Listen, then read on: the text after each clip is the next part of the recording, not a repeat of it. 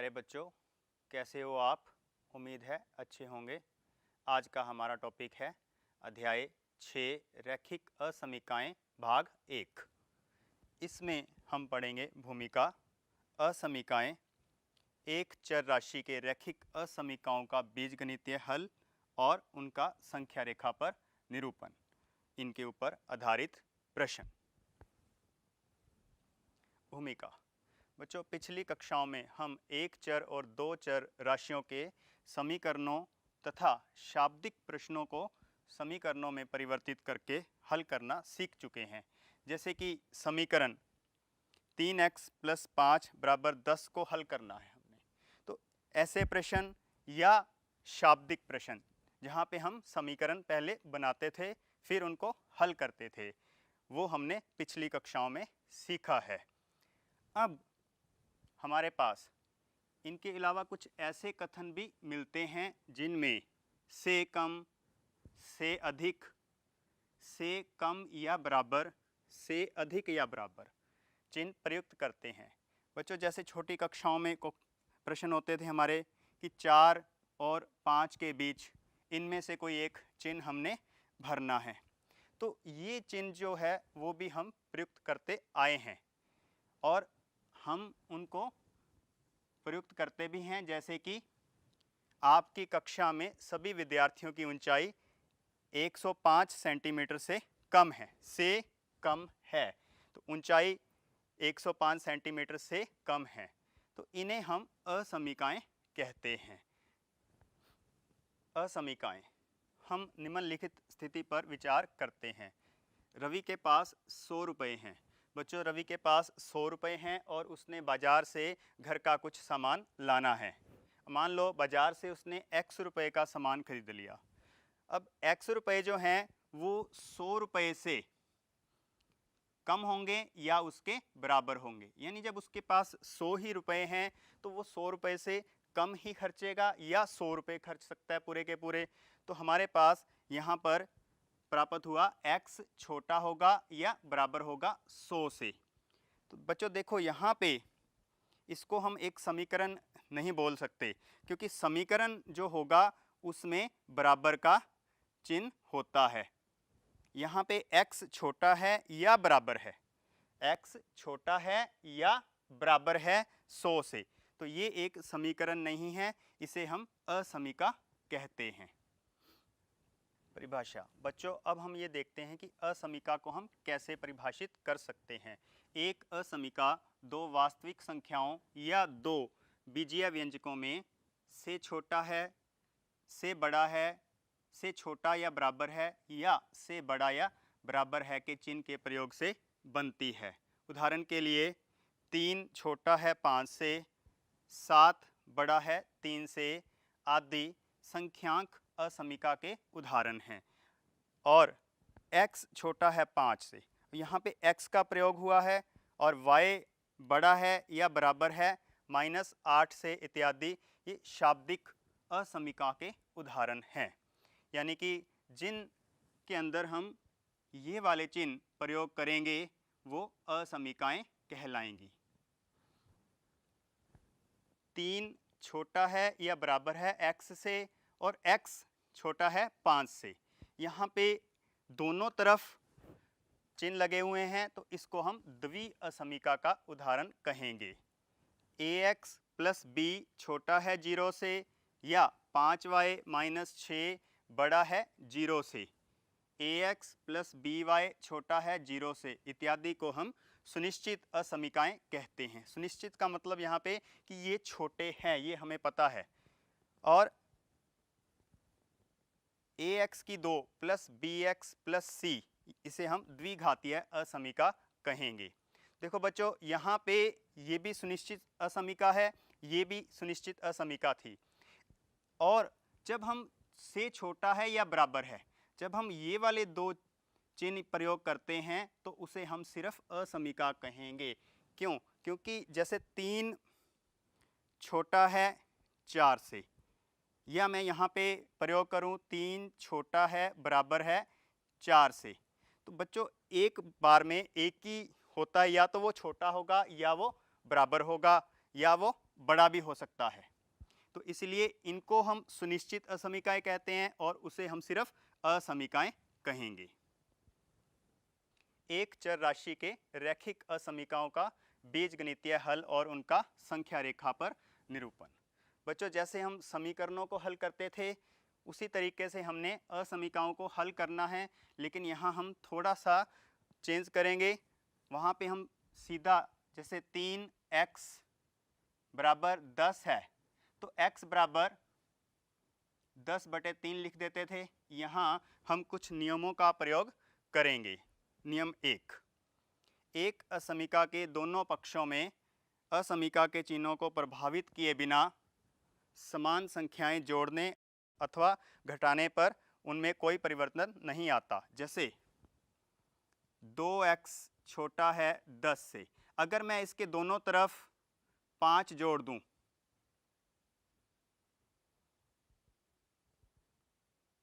तो ये वैसे की वैसे ही रहेगी।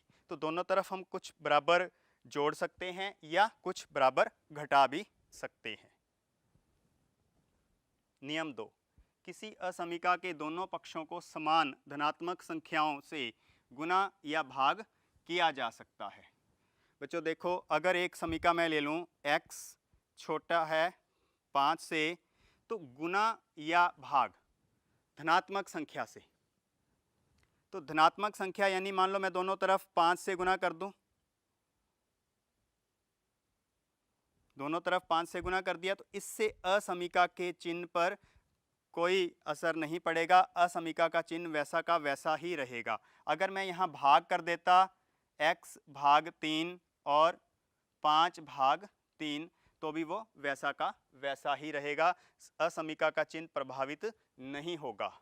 लेकिन दोनों पक्षों को समान ऋणात्मक संख्या से गुना या भाग करूंगा, जब समान ऋणात्मक संख्या या समान ऋणात्मक संख्या से गुना या भाग करूंगा, जैसे x छोटा है 5 से, यहाँ पे मैं -2 से गुना कर दूं, ऋणात्मक संख्या से गुना कर दूं, और यहाँ पे 5 को भी -2 से गुना करूंगा, तो ये जो चिन्ह है से छोटा है, ये चिन्ह बदल जाएगा, बड़ा हो जाएगा ये वाला। इसका एक उदाहरण इस तरह से भी लेके चलते हैं बच्चों, जैसे 4 छोटा है 5 से। जब 4 5 से छोटा है तो दोनों तरफ जब मैं माइनस से गुना करूंगा तो -4 और -5, तो बेटा अब -4 बड़ा होता है -5 से, तो ये जो चिन्ह है वो से छोटा है की जगह से बड़ा, वो हो गया से बड़ा है, ये चिन्ह बदल जाएगा, चिन्ह प्रभावित हो जाता है। तो जब हम दोनों पक्षों में समान धनात्मक संख्या से गुना या भाग करते हैं तो चिन्ह नहीं बदलता, चिन्ह वही रहता है। और जब हम दोनों पक्षों में ऋणात्मक संख्या से गुना या भाग करेंगे तो ये जो चिन्ह है वो बदल जाता है। तो ये 2 नियम थे बच्चों। आइए एक उदाहरण से इनको समझते हैं। उदाहरण 1, 30x छोटा है 200 को हल कीजिए जब x एक प्राकृत संख्या है। भाग 1 में हमने x को एक प्राकृत संख्या लेके चलना है, भाग 2 में x एक पूर्णांक है, x को एक पूर्णांक लेके चलना है।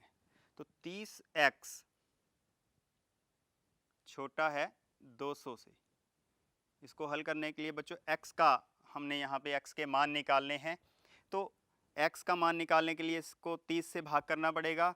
30 एक धनात्मक संख्या है, दोनों तरफ जब 30 यानी कि धनात्मक संख्या से भाग करेंगे तो असमीका का चिन्ह प्रभावित नहीं होगा।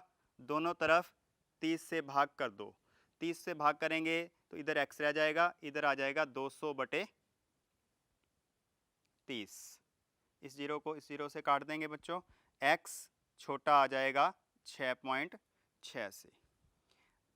अब भाग 1 में x एक प्राकृत संख्या है, x क्या है? एक प्राकृत संख्या है। तो प्राकृत संख्या जो है वो 1 से शुरू होती है, 1 2 3 इस तरह से। तो x छोटा है 6.6 से, 6.6 से छोटी प्राकृत संख्याएं हमारा हल होंगी। तो x बराबर आ जाएगा 1 2 3 4 5 और 6 तक लेके चलेंगे बच्चों, क्योंकि 6.6 से छोटा, 6.6 से छोटी प्राकृत संख्या 6 होगी, तो इसको हम 6 तक लेके चलेंगे। भाग 2 में x एक पूर्णांक है, x एक पूर्णांक है, तो पूर्णांक जो है वो माइनस वाले भी होते हैं, जैसे -4, -3, -2, -1, 0, 1, 2, इस तरह से। तो यहाँ पे हमने पूर्णांक में अपना उत्तर देना है, तो x बराबर हो जाएगा -4, -3, -2, -1, 0, 1, 2, 3, 4 और 5, 6 तक, क्योंकि x छोटा है 6.6 से। 6.6 से छोटा पूर्णांक कौन सा होगा बच्चों? अब 6। जब x एक प्राकृत संख्या थी तो हमने अपने उत्तर को 1 से शुरू करना है, और जब x एक पूर्णांक है तो हमने सारी ऋणात्मक संख्याएं ले ली, 0 ले लिया, और 6 तक की जो है धनात्मक संख्याएं हमने लेनी है। तो ये हमारे 2 जो भाग थे उनके उत्तर आ गए। आइए बच्चों एक और उदाहरण देखते हैं। उदाहरण 2, हल कीजिए 3x - 4 बटे 2 बड़ा है या बराबर है x + 1 बटे 4 - 1 से। और इस हल को बच्चों हमने संख्या रेखा पर भी आलेखित करना है। संख्या रेखा को हमने छोटी कक्षाओं में पढ़ा हुआ है। तो पहले इसको हल करते हैं। 3x - 4 बटे 2 बड़ा है या बराबर है x + 1 बटे 4 - 1। अब दाएं पक्ष में 4 पहले लघुत्तम लेके चलेंगे। 3x - 4 बटे 2 बड़ा है बराबर है 4 लघुत्तम लेके चलेंगे बच्चों, तो x + 1 - 4 हो जाएगा। ये 2 और ये 4 आपस में काट सकते हैं, काट के क्या रह जाएगा दाएं पक्ष में? 2। तो मेरे पास आ गया 3x - 4 बड़ा है बराबर है x - 3 बटे 2। अब बच्चों यहाँ पे बटे में 2 है, इस 2 को ख़त्म करना है हमने, तो दोनों तरफ 2 से गुना कर दो, या ऐसे भी कह सकते हो क्योंकि ये 2 धनात्मक है, इस 2 को हम ऊपर बाएं पक्ष में गुना कर सकते हैं। तो दोनों तरफ या तो 2 से गुना करेंगे हम, तो दोनों तरफ 2 से गुना करूँगा तो यहाँ 3x को 2 से गुना करूँगा, क्या आ जाएगा? 6x - 4 को 2 से गुना करेंगे 8 बड़ा है या बराबर है x - 3 से। इस x को 6x की तरफ लेके आएंगे, माइनस का हो जाएगा, और 8 को उधर ले जाओ तो 5x बड़ा है बराबर है 5 से। अब 5x में 5 धनात्मक है, तो दोनों तरफ जब 5 से भाग करेंगे तो असमिका का चिन्ह परिवर्तित नहीं होगा, बड़ा है बराबर है 1 से रह जाएगा। तो बच्चों इसको हम ऐसे भी लिख सकते हैं, x 1 से बड़ा या बराबर है। तो बड़ा है या बराबर है के लिए हम ये वाली ब्रैकेट प्रयोग करेंगे 1 से लेकर इन्फिनिटी तक। अब इसको हमने संख्या रेखा पर निरूपित करना है। संख्या रेखा में बीच में अगर 0 ले लूं तो उसकी 0 के दाईं तरफ धनात्मक संख्याएं आ जाएंगी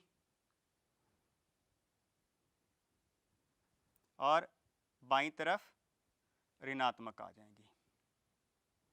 अब हमारा x क्या आया था? 1 से बड़ा या बराबर। 1 से बड़ा या बराबर है, तो बराबर भी है। जब बराबर भी होता है तो हम यहाँ पे एक डार्क जो है वृत्त बनाएंगे और इसको इस तरफ इस तरह से थोड़ा कालापन इसमें कर देंगे, थोड़ा यहाँ पे मोटी लाइन खींच देंगे। तो 1 से लेकर, क्योंकि 1 पे है, एक के ऊपर आपने इसको पूरा वृत्त को भर देना है इस तरह से। ये हमारा संख्या रेखा पर निरूपण होगा। बच्चों यहाँ पे अगर से बड़ा या बराबर ना होता, बराबर का चिन्ह ना होता, मान लो इस सिर्फ ये वाला से बड़ा चिन्ह होता, तो हम यहाँ पे एक के ऊपर जो हमने इसको वृत्त को भर दिया, यहाँ पे हम लोग इस तरह से बनाते, एक से लेकर इन्फिनिटी तक।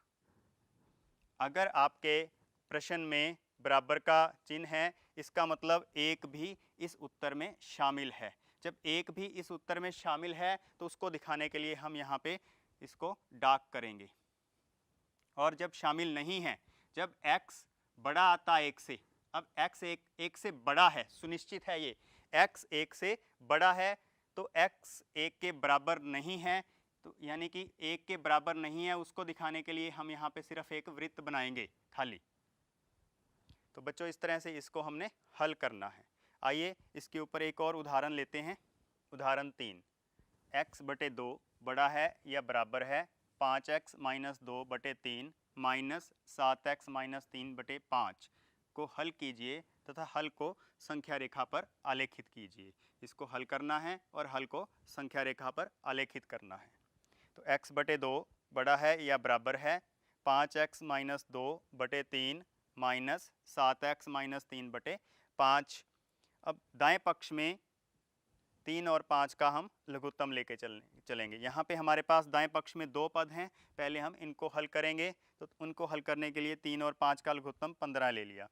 5x माइनस 2 को 5 से गुना करेंगे और 7x माइनस 3 को 3 से गुना करेंगे।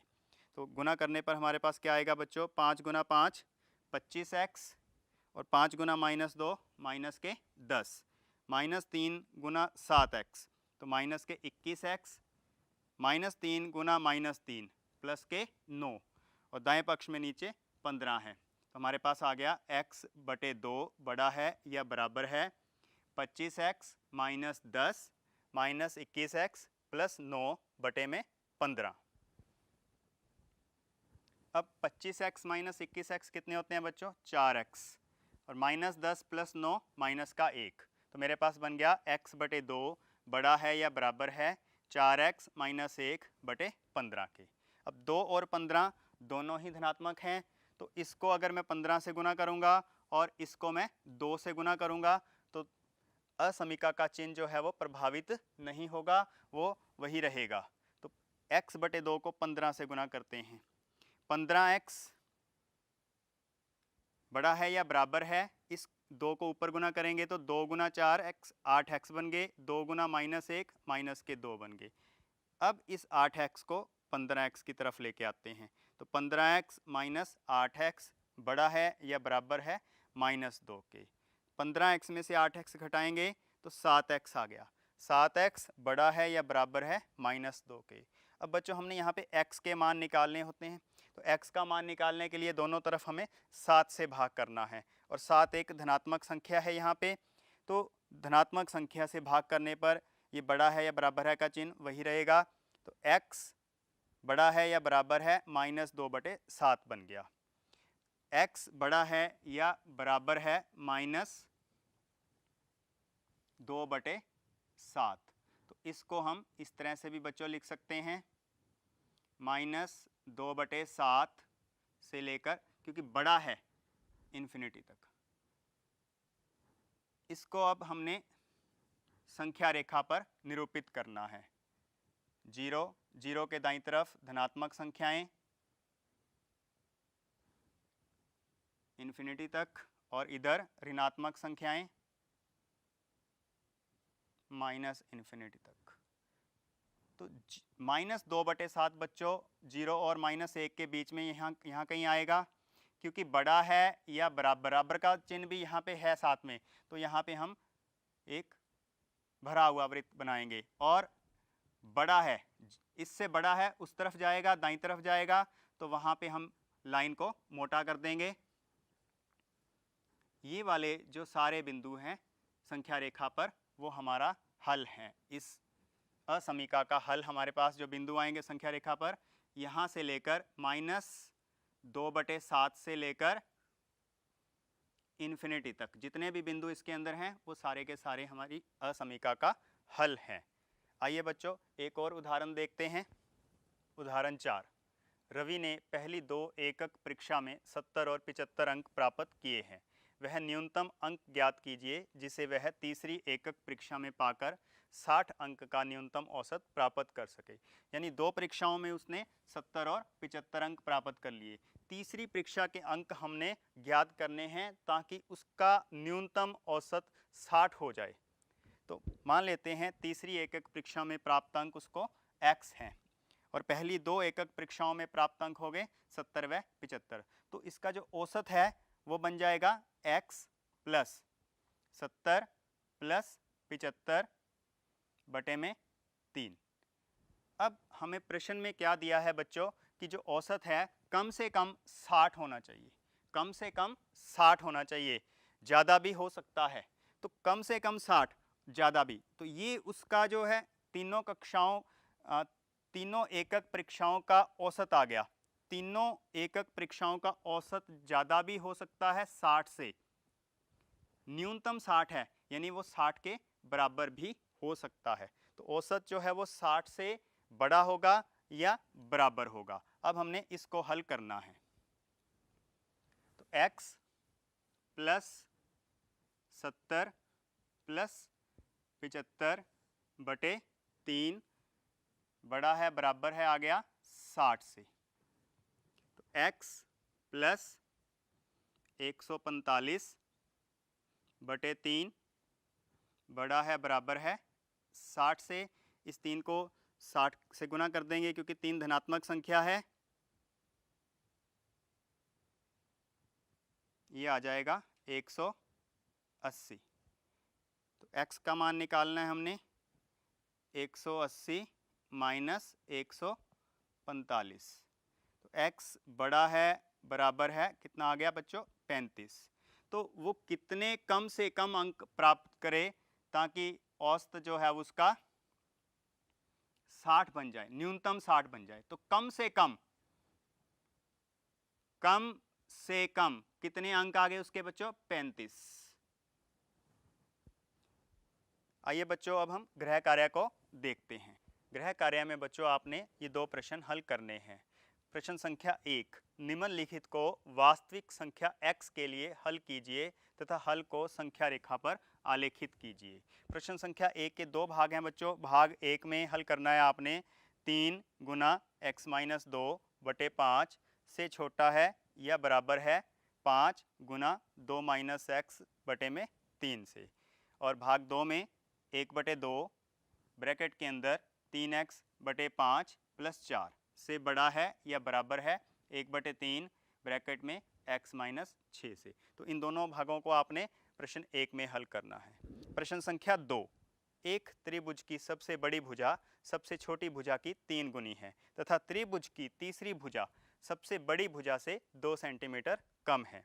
तीसरी भुजा की न्यूनतम लंबाई ज्ञात कीजिए जबकि त्रिभुज का परिमाप न्यूनतम 61 सेंटीमीटर है। तो बच्चों गृह कार्य में आपने ये 2 प्रश्न हल करने हैं।